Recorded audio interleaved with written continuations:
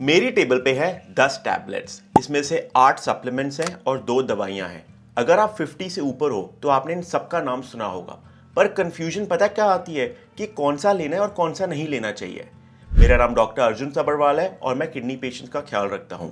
As a kidney doctor, supplements are very close because they can harm the kidney also and they can benefit the kidney also. मेरा काम है आपको एकदम सही evidence based information देना ताकि आप डिसीजन ले सके कि आपकी हेल्थ के लिए कौन सी चीज़ सही है और कौन सी नहीं है। तो आज की वीडियो में हम रैंक करेंगे ये सारे 10 tablets in a traffic light system. Red मतलब वो जो यूजलेस हैं और एविडेंस बहुत वीक है। येलो मतलब जो आपको लेने चाहिए कुछ स्पेसिफिक सिचुएशंस में, और ग्रीन जो सबको लेने चाहिए अगर आप 50 से ऊपर हो। पहले बात करते हैं एक दवाई की, स्टैटिन। अब ये बहुत कंट्रोवर्शियल हो सकता है बट मेरे को पूरा सुनिए। स्टैटिन एक बहुत अच्छी दवाई है। इसका क्या काम है? ये आपके कोलेस्ट्रॉल लेवल्स, ट्राइग्लिसराइड्स को और एलडीएल को कम करता है। एलडीएल से क्या होता है? इंडिया में बहुत लोगों का एलडीएल बढ़ा हुआ है और रिसर्च ने दिखाया है कि हाई एलडीएल से हार्ट अटैक का रिस्क बढ़ सकता है। स्टैटिन लेने से एलडीएल हाफ हो सकता है और उससे भी कम, और अगर आपका एलडीएल कम हो गया तो रिस्क ऑफ हार्ट अटैक भी कम हो जाता है। स्टैटिन को मैं रखूंगा ग्रीन कैटेगरी में। अगर आप 50 के ऊपर हो, डायबिटिक हो और आपका एलडीएल बढ़ा हुआ है, ये दवाई आपको डेफिनेटली लेनी चाहिए। इससे आपका हार्ट अटैक का रिस्क 30% तक कम होता है और ये 3 ट्रायल्स ने दिखाया है, प्रूव इट, टिमी और जुपिटर। आप ये तीनों स्क्रीन पे देख सकते हैं। मुझे लगता है कि स्टैटिन एक ऐसी दवाई है जो आगे जाके इवन 30 ईयर ओल्ड्स को लेनी पड़ेगी क्योंकि हमारा लाइफस्टाइल और खाना ऐसे बन चुका है। बहुत लोगों का कोलेस्ट्रॉल बड़ा होता है इंडिया में और हम इसको इग्नोर करते हैं, जो कि गलत चीज़ है। क्या इसके साइड इफ़ेक्ट्स है? हाँ, डेफिनेटली इसके बारे में बात करना ज़रूरी है।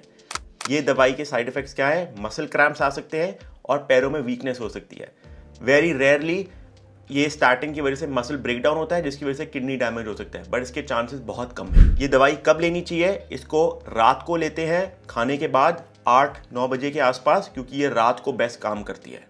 दूसरी टैबलेट मैग्नीशियम। मैग्नीशियम बहुत फेमस हो चुका है, हर जगह इंस्टाग्राम, फेसबुक पे मैग्नीशियम के बारे में बात हो रही है, बट ये करता क्या है और इसको कैसे लेना चाहिए?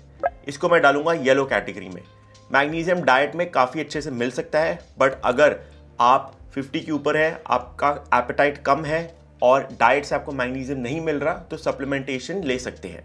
ये रात को लेते हैं सोने से पहले क्योंकि इससे स्लीप इंप्रूव होती है और स्टडीज ने ये भी दिखाया है कि इससे मसल रिकवरी भी इंप्रूव होती है।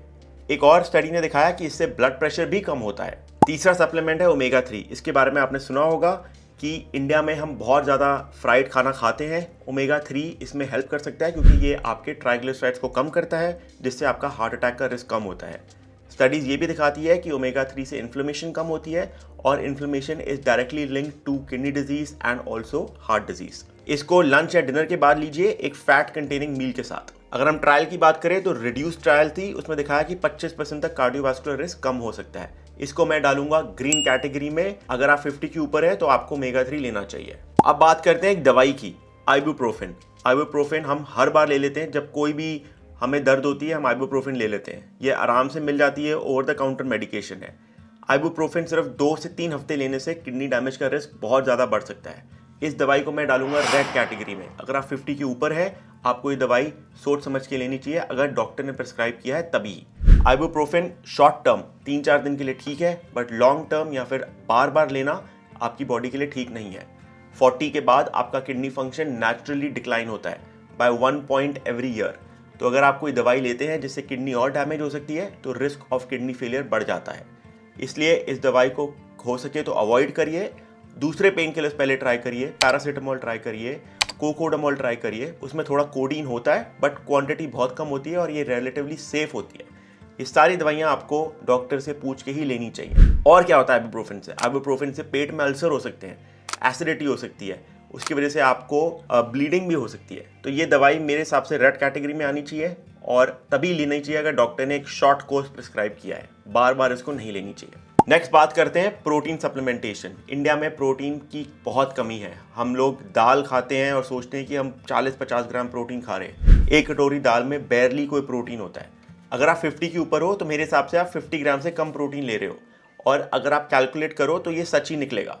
आपको मिनिमम 1 ग्राम पर केजी बॉडी वेट प्रोटीन लेना चाहिए और ये सारी स्टडीज ने दिखाया है। एक प्रॉट एज ग्रुप था जिसने भी रिकमेंडेशन की कि 1 to 1.2 ग्राम्स पर body weight protein is essential. अगर आप इतना प्रोटीन नहीं लोगे तो आपका मसल वेस्टिंग होगा, और muscle wasting is link to a lot of diseases. तो प्रोटीन सप्लीमेंटेशन एक्चुअली ज़रूरी है। अगर आप डाइट से पूरी नहीं कर पा रहे तो लीजिए प्रोटीन सप्लीमेंट। कौन सा लेना चाहिए मैं इसमें नहीं बता सकता, क्योंकि जितनी ही बड़ी हमारी सप्लीमेंट इंडस्ट्री है उतनी अनरेगुलेटेड है। कई सप्लीमेंट्स में आर्सेनिक और मर्क्यूरी होता है, तो आपको रिसर्च करनी चाहिए कि कौन सा प्रोटीन पाउडर अच्छा है। बहुत सारे वीडियोस हैं यूट्यूब पे जो लैब टेस्टिंग करते हैं। मेरे पास खुद की लैब नहीं है, इसलिए मैं टेस्ट करके आपको नहीं बता सकता। बट अगर आपने प्रोटीन सप्लीमेंट लेना है तो एक trusted quality assured protein supplement लीजिए, जिसकी लैब रिपोर्ट्स ऑनलाइन अवेलेबल हो आपके लिए और एक ट्रस्टेड लैब से उनकी टेस्टिंग हुई हो। नेक्स्ट मैं बात करना चाहता हूँ विटामिन D3। इसको मैं सीधा ग्रीन कैटेगरी में डालता हूँ। इंडिया में 70 to 80% लोग विटामिन D डेफिशिएंट है। विटामिन D अगर आपका कम होगा तो आपका रिस्क ऑफ फ्रैक्चर बढ़ सकता है। 50 के बाद एनीवेज हमारा फ्रैक्चर रिस्क बढ़ जाता है, specially in women. So vitamin D supplementation बहुत ज़रूरी है। ये एक बहुत सिंपल टेस्ट होता है, आप जाके कल ही कराइए और अपना विटामिन D चेक कराइए। 3 कैटेगरी में आता है, माइल्ड, मॉडरेट, सिवियर। अगर आप माइल्ड कैटेगरी में है तो आपको डेली एक स्मॉल टैबलेट लेनी है। अगर मॉडरेट टू सिवियर डेफिशिएंसी है तो एक लोडिंग डोज होती है 6 से 8 हफ्ते, उसके बाद मेंटेनेंस डोज होती है। क्या आपको खुद लेनी चाहिए ये? नहीं, एक डॉक्टर के प्रिस्क्रिप्शन के साथ ही आपको दवाई लेनी चाहिए विटामिन D की। एक वीडा स्टडी थी जिसने दिखाया कि विटामिन D सप्लीमेंटेशन से फ्रैक्चर रिस्क कम होता है, तो इसको मैं सीधा अगेन ग्रीन कैटेगरी में डालता हूँ। अब बात करते हैं एक और सप्लीमेंट की, फाइबर। फाइबर हमारी डाइट में बहुत कम है, बल्कि इंडिया में खाना बहुत फाइबर रिच है, बट स्टिल हमारी डाइट में फाइबर बहुत कम है। ICMR के अकॉर्डिंग हमें 25 to 30 ग्राम्स फाइबर लेना चाहिए, बट हम लेस देन 15 ग्राम्स लेते हैं। फाइबर से क्या होता है? डाइजेशन इंप्रूव होती है। मोर देन 50 ईयर्स में सबसे ज़्यादा कॉमन प्रॉब्लम है डाइजेशन की। एसिडिटी होती है, ब्लोटिंग होती है, कॉन्स्टिपेशन होती है। फाइबर इस सबको ठीक करता है। कैसे लेना चाहिए फाइबर? आपको फाइबर लेना चाहिए 30 minutes before food, warm water के साथ, लंच या डिनर। Dinner is preferred. बहुत सारी ट्रायल्स ने ये भी दिखाया कि फाइबर सप्लीमेंटेशन से आपका ब्लड शुगर कंट्रोल होता है, तो डायबिटिक्स में ये बहुत फायदेमंद है। अब बात करते हैं क्रियाटिन। क्रियाटिन भी एक कंट्रोवर्शियल टॉपिक है, बट पिछले कुछ सालों में इसके ऊपर बहुत रिसर्च हुई है। क्रियाटिन को मैं डालूंगा येलो कैटेगरी में। अगर आप खाने से क्रियाटिन नहीं ला पा रहे तो सप्लीमेंटेशन सेफ है। कब सेफ है? जब आपका किडनी फंक्शन ठीक हो। अगर आपको CKD स्टेज 1 या 2 है तो आप ले सकते हैं। 3, 4, 5 में मैं बोलूँगा इसको अवॉइड करिए। रिसर्च ने दिखाया है कि एल्डरली लोगों में कॉग्निटिव फंक्शन इंप्रूव करता है, आपका डिमेंशिया और अल्जाइमर्स का रिस्क कम करता है। दूसरा, मसल रिकवरी और मसल प्रेजर्वेशन में हेल्प करता है। मैंने पहले भी कहा था कि अगर मसल लॉस होगा तो आगे जाके अर्ली डेथ का रिस्क बढ़ जाता है, तो मसल रिकवरी के लिए बहुत इंपॉर्टेंट है। इसको कैसे लेना चाहिए? रेकमेंडेड डोज 3 to 5 ग्राम है, मैं बोलूँगा 3 ग्राम लीजिए और किसी भी मील के साथ ले सकते हैं। अगर हम ट्रायल की बात करें तो मल्टीपल ट्रायल्स हैं, आप स्क्रीन पे देख सकते हैं, जिन्होंने दिखाया कि creatine supplementation is helpful in above 50। अब बात करते हैं कैल्शियम सप्लीमेंटेशन की। अगेन मैं इसको येलो कैटेगरी में डालूंगा। इसका क्या रीजन है? कैल्शियम सप्लीमेंटेशन अगर ज्यादा लिया जाए तो ये आपकी आर्टरीज में जाके डिपॉजिट हो सकता है, जिसकी वजह से आर्टरी में कैल्सिफिकेशन हो सकती है। उसके भी बहुत ज्यादा साइड इफेक्ट्स हैं। आर्टरी कैल्सिफिकेशन से आपके अंदर एथेरोस्क्लेरोसिस का रिस्क बन सकता है, हार्ट डिजीज का रिस्क बढ़ सकता है। इसलिए मैं इसको येलो कैटेगरी में डाल रहा हूँ। अगर आपका कैल्शियम लेवल लो है तो आप कैल्शियम सप्लीमेंटेशन ले सकते हैं। आप इसको कैसे ले सकते हैं? मॉर्निंग या afternoon with food, and iron supplementation avoid करिए इसके साथ। ये स्पेसिफिकली हेल्पफुल है 50 के ऊपर, क्योंकि जब मेनोपॉज हो जाता है तो फिर आपका रिस्क ऑफ फ्रैक्चर बढ़ जाता है। तो कैल्शियम अगर लो है तो फ्रैक्चर का रिस्क एनीवेज बढ़ गया, तो इसलिए उस सिचुएशन में ये हेल्पफुल हो सकता है। अब आखिरी सप्लीमेंट की बात करते हैं, मल्टीविटामिन और विटामिन C। देखिए, मुझे लगता है कि आपको मल्टीविटामिन की जरूरत नहीं है। मल्टीविटामिन क्या करते हैं ना, आपको साइकोलॉजिकली करते हैं कि चलो मेरा खाना ठीक नहीं है, मुझे इस गोली से सब कुछ मिल रहा है, जो कि ट्रू नहीं है। अगर आपकी डाइट अच्छी है तो मल्टीविटामिन की कोई जरूरत नहीं है। डाइट से सारे विटामिन जो एक मल्टीविटामिन टैबलेट में होते हैं वो मिल जाते हैं, इसलिए मैं इसको रेड कैटेगरी में डालूंगा। साथ में ही विटामिन C। कई लोग विटामिन C लेना शुरू कर देते हैं जब बीमार होते हैं, सोच के कि इम्यूनिटी बढ़ जाती है। हाँ, विटामिन C से इम्यूनिटी बढ़ सकती है, but high dose vitamin C actually आपके लिए हार्मफुल हो सकता है। लोगों को लगता है कि मल्टीविटामिन टैबलेट से बीमारियां नहीं होती, बट एक रिव्यू ने दिखाया था कि मल्टीविटामिन टैबलेट लेने से क्रॉनिक डिजीज प्रिवेंशन में कोई रोल नहीं है और कोई बेनिफिट भी नहीं आया। अगर आप विटामिन C ज़्यादा लेते हैं या हाई डोज लेते हैं तो आपका रिस्क ऑफ किडनी स्टोन भी बढ़ जाता है, जिससे किडनी डैमेज हो सकती है।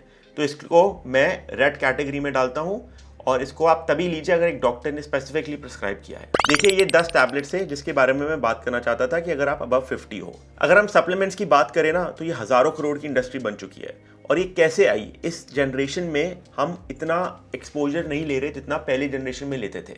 अगर आप देखिए 50-60 साल पहले भी लोग बाहर बहुत जाते थे, वॉकिंग करते थे, उससे उनकी मसल प्रिजर्व होती थी।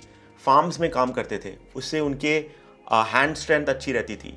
बाहर रहने से सनलाइट एक्सपोजर होता है, उससे विटामिन डी नेचुरली मिलता है। आजकल की लाइफस्टाइल बहुत सेडेंटरी हो चुकी है, हमारा खाना फ्राइड है, कोलेस्ट्रॉल रिच खाना है और हम ज़्यादा हिलते भी नहीं हैं।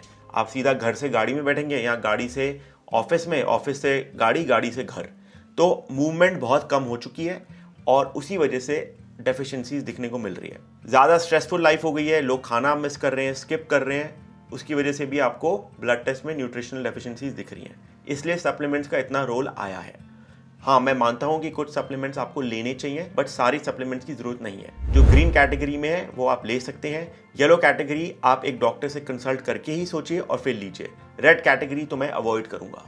दवाइयाँ जैसे आइबुप्रोफेन जो किडनी को डैमेज करती हैं, आपको लेने की कोई ज़रूरत नहीं है अनलेस डॉक्टर ने स्पेसिफिकली प्रिस्क्राइब करी हो शॉर्ट ड्यूरेशन के लिए। होपफुली आपको ये वीडियो अच्छी लगी हो। मैंने स्पेसिफिकली वीडियो 50 इयर्स के एज के बाद के लोगों के लिए बनाई है, क्योंकि सप्लीमेंट इंडस्ट्री सिर्फ फोकस कर रही है यंग लोगों में 20 to 30s में, बट एक्चुअली जिन लोगों को सप्लीमेंट की ज़रूरत है वो आफ्टर 50 है। तो हम कभी कभी अपने पेरेंट्स या एल्डरली को भूल जाते हैं। ये वीडियो उनके लिए है जो सप्लीमेंट्स के बारे में सोच रहे हैं और 50 इयर्स से ऊपर हैं। अगर आपको वीडियो अच्छी लगी तो लाइक, शेयर एंड सब्सक्राइब करें और मुझे इंस्टाग्राम पे भी या फेसबुक पे भी आप फॉलो कर सकते हैं। मिलते हैं नेक्स्ट वीडियो में। नमस्ते।